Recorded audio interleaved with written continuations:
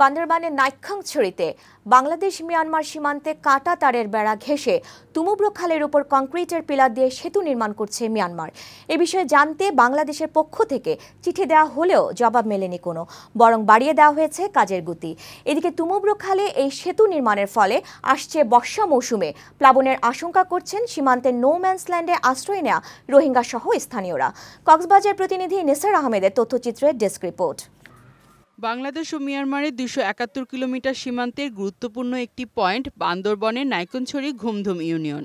2017 সালে মিয়ানমার সেনাবাহিনীর নির্যাতনে পালিয়ে আসা রোহিঙ্গাদের একটি অংশ আশ্রয় নিয়েছে ঘুমধুমের কুনারপাড়া সীমান্তের নো ম্যানস ল্যান্ডে।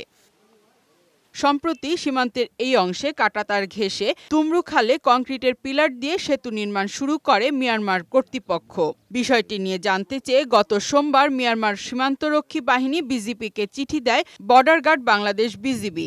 তবে চিঠির বিষয়ে এই পর্যন্ত কিছু জানানো হয়নি বলে জানিয়েছে বিজিবি, বরং শ্রমিকের সংখ্যা বাড়িয়ে আরও দ্রুত গতিতে চলছে কাজ।